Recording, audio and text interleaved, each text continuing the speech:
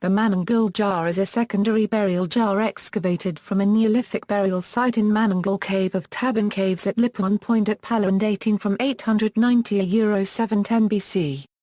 The two prominent figures at the top handle of its cover represent the journey of the soul to the afterlife. The Mananggul jar is widely acknowledged to be one of the finest Philippine pre-colonial artworks ever produced and is considered a masterpiece.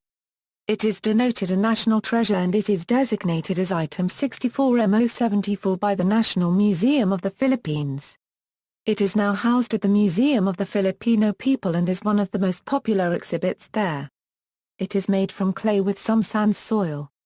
Discovery of the jar: it was found by Dr. Robert B. Foxall and Miguel Antonio in 1962.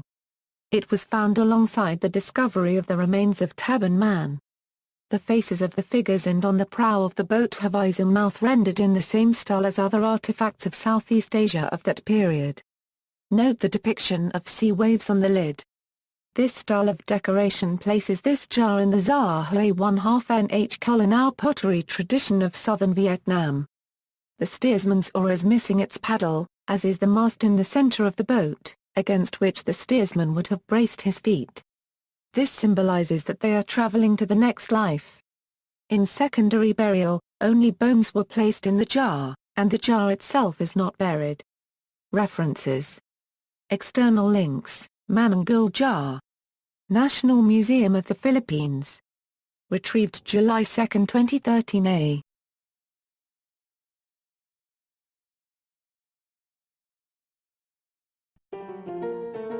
Hello and welcome to an introduction to the Old Filipino script by Bayan in 2.5 minutes.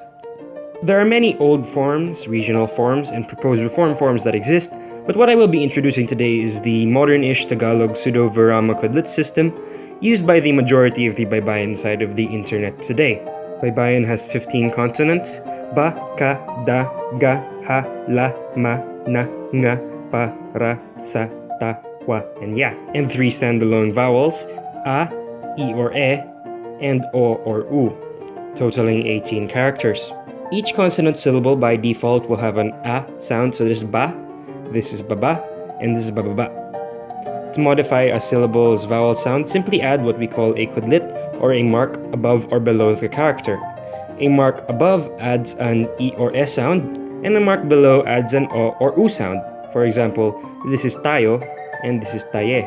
For consonants at the end of the syllable, what you do is take the first consonant in the syllable, let's say ma, and then add the second consonant in the syllable, let's say ya, and then put a sabat underneath the second character, which can be either a cross or an X, although both are interchangeable, forming the word mai. For standalone vowel sounds or syllables that start with a vowel, that's where our vowel characters come in. For example, araw, isda, and oo. Never, however, confuse this with the kudlits, which are used for modifying the vowel sound of a syllable, while these form all new syllables. Punctuation is simple.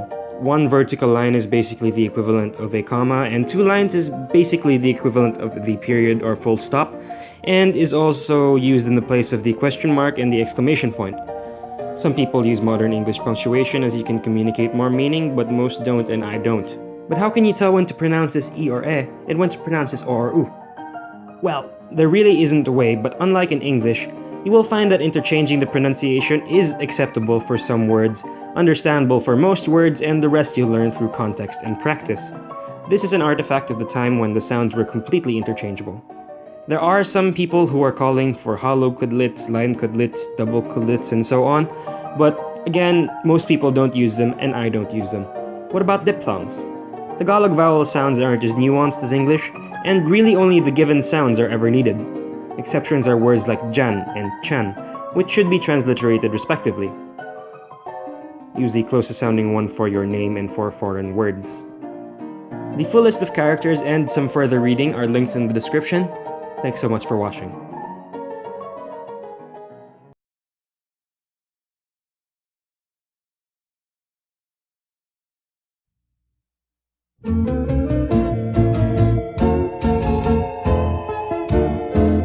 Mariin ko sa ngayon ay muling nagbabalik ang barong Tagalog na sadyang mapisip. Mahaba-habang panahon na wag nawanglit sa ating isip, na ito'y damit ng bansang kay hirap malupi. Ang barong ito ay tatak, Pilipinong talaga, dapat nating mahalin sa tuwi-tuwi sa sariling bayan natin alinsangan. Makapal na tayo'y hindi kailangan. Ang barang Tagalog kahit sinamay lang, kailangang gamitin sa lahat ng pagdiriwang.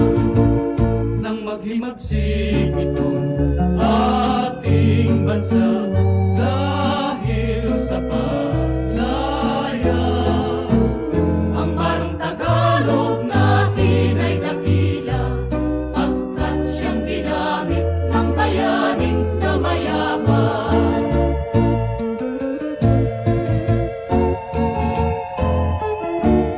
Kung wariin ko sa ngayon ay muling nagbabalik, ang barong Tagalog na sadyang makisip.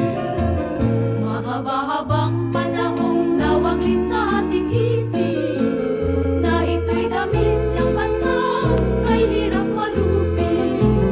Ang barong ito ay tatak, Pilipinong talaga, dapat nating mahalin sa tuwi-tuwi sa sariling bayan natin alinsangan. Makapal na tayo'y hindi kailangan. Ang barang Tagalog kahit sinamay lang, kailangang gamitin sa lahat ng pagdiriwang. Nang maghimagsik ito ating bansa, dahil sa paglaya, ang barong Tagalog natin ay dakila, pagkat siyang ginamit ng bayaning na mayabang. Siyang ginamit ng bayaning na mayabang.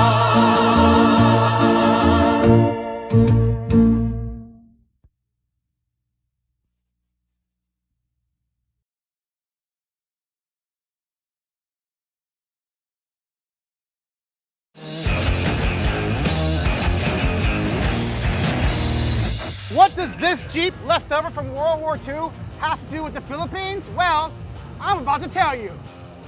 Thanks for the ride. Just kidding. You know we're at HistoryCon and there's nobody driving. But this is Henry.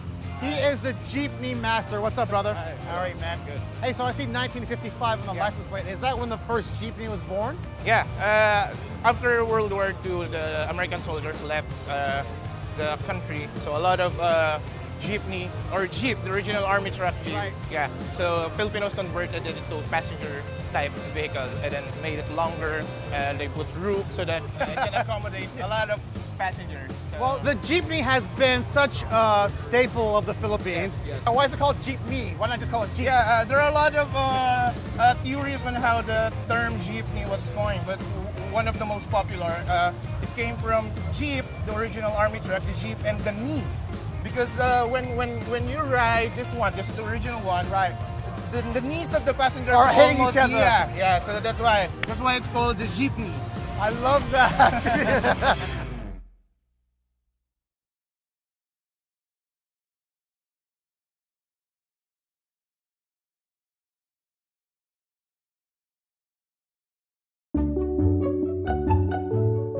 The basic issue is that people are fundamentally mobile. So the idea of having wires to make a conversation is really not very natural. My name is Marty Cooper.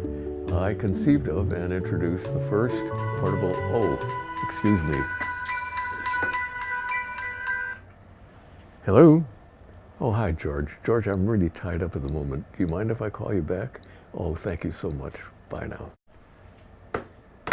As I was saying, I conceived of and introduced the first cellular telephone in April of 1973.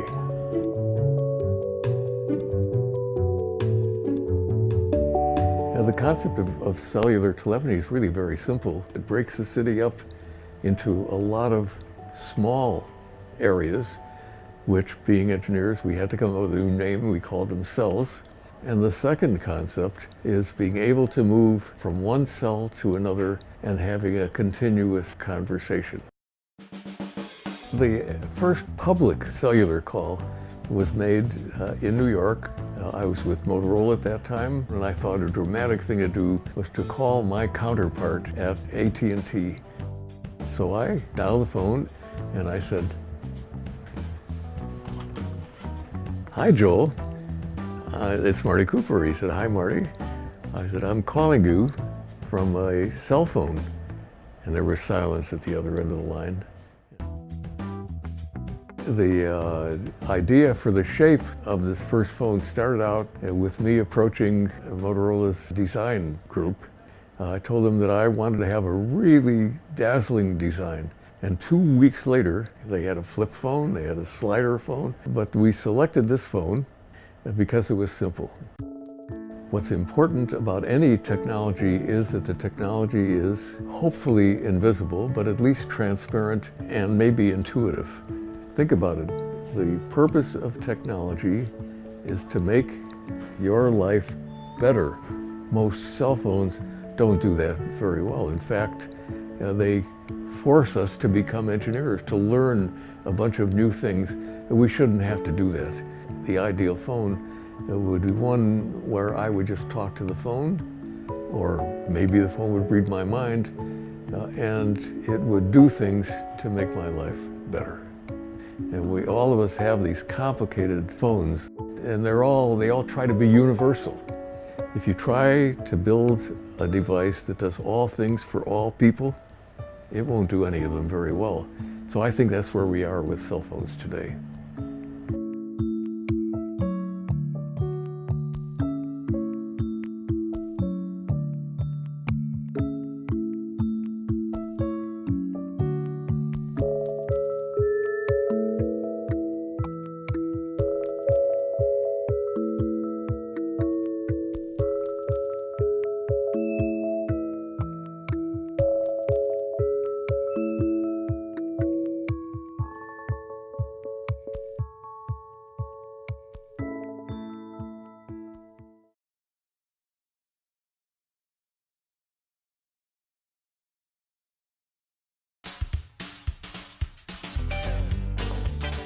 So guys, while you're on your way to school, college, or work and listening to Selena Gomez's Good For You, have you ever wondered how the previous generation must have crooned to Madonna and MJ?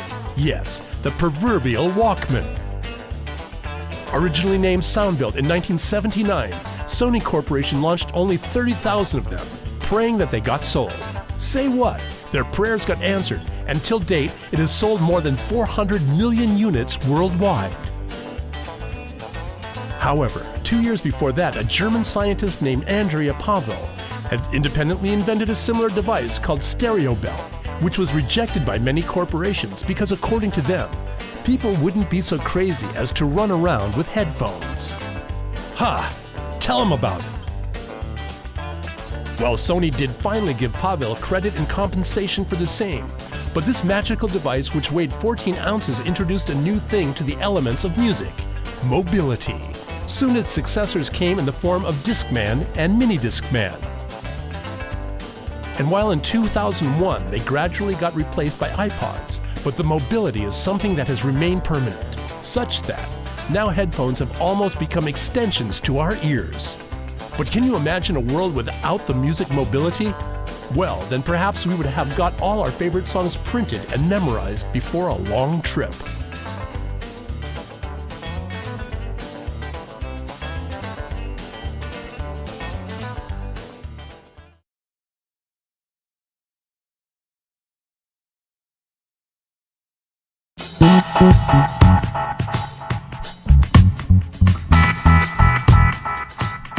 The history of smartphones. Timeline. From the launch of the iPhone in 2007 to the resignation of RIM's bosses, a history of the most competitive technology market in the world. January 2007. Steve Jobs, chief executive of Apple, unveils the iPhone, which he says is a revolutionary and magical product that is literally 5 years ahead of any other mobile phone. Microsoft chief executive Steve Ballmer calls it the most expensive phone in the world. April 2007. Technology research company Gartner says that in the first 3 months of 2007 Microsoft's Windows Mobile had an 18% share of the smartphone market, then totaling 17 meters handsets. November 2007. Google announces it will offer the Android mobile operating system for free. Anyone can use it and change it. By default it uses Google services for search, email and video. Asked if there will be a Google phone, head of Android, Andy Rubin, replies, "There will be thousands of Google phones, some you like, some you don't." Microsoft's Ballmer says we'll have to see what Google does. Right now they have a press release, "We have many millions of customers, great software, many hardware devices, and they're welcome in our world." October 2008. Apple announces it sold 4.7 meters iPhones in the summer quarter, giving it nearly 13% of the smartphone market. Research in Motion had 15%. November 2008. First Android phone, the G1, launches. It has a slide-out keyboard and limited touchscreen capability. December 2008. Microsoft decides to kill off Windows Mobile because it can't compete with the iPhone and Android, and develop Windows Phone, a completely new mobile operating system. Autumn 2009. RIM has a 20% share of the smartphone market from July to September, says Gartner. Second only to Nokia's Symbian, which has 44%. January 2010. Apple launches the iPad, a 10-in tablet. February 2010. Android phones with full touchscreen interaction like the iPhones appear. March 2010. Steve Jobs meets Google chief executive Eric Schmidt and threatens him over what he sees as copying of iPhone features in Android. Apple sues Taiwan's HTC over its touchscreen Android phone. April 2010. Google's Android gained just under 10% of the market in the first 3 months of 2010, says Gartner. September 2010. Samsung launches Galaxy Tab, a 7-in tablet. Lee-Pekka Kallasvuo resigns as CEO of Nokia. He is replaced by Stephen Elop, who joins from Microsoft's Office division. October 2010. Microsoft's first phones running Windows Phone. Sales are low. Mike Lazaridis, RIM's co-chief executive, shows off the Playbook, a 7-in tablet. January 2011. Researchers Gartner and IDC announced that smartphones outsold PCs worldwide in the last 3 months of 2010 100 meters as against 93 meters. February 2011. Elop announces that Nokia will use Microsoft's Windows Phone software for future smartphones in a stage presentation alongside Ballmer. April 2011.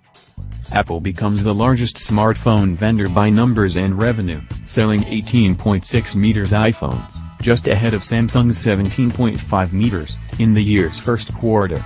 Android becomes the best-selling smartphone platform, with a 36.6% share, ahead of Symbian's 27%. Apple sues Samsung in the US over the appearance of the Galaxy Tab tablet, and follows it up with a string of legal cases around the world claiming infringement of patents and trade dress. All are ongoing. June 2011. Apple and Nokia sign a patent licensing agreement following a 4-year dispute. Apple hands over $430 in a settlement and agrees a per handset royalty for the future. Microsoft begins demanding payments from makers of Android handsets, claiming patent infringement. Samsung and HTC agree per handset payments. July 2011. Android takes 43% of the smartphone market in the second quarter of the year, says Gartner. October 2011. Samsung becomes the largest smartphone vendor, according to estimates. The company has stopped giving smartphone shipment numbers over concerns about Apple's lawsuits. Nokia unveils the Lumia 800, its first Windows Phone device. Apple announces it has sold 11.1 meters iPads, giving it an estimated 60% share of the entire market. November 2011. Android had more than 50% of the smartphone market in the third quarter of 2011, says Gartner. December 2011. RIM takes a $485 million charge against an estimated 1.2 meters unsold playbooks sitting in its warehouses. January 2012. Microsoft gets LG to pay undisclosed per handset royalties. Microsoft says it now has such agreements for 70% of Android handsets sold in the US. January 2012. Jim Basile and Mike Lazaridis resign as co-CEOs and co-chairman of RIM, replaced by Torsten Heinz and Barbara Stymiest, who have been with the company for some years.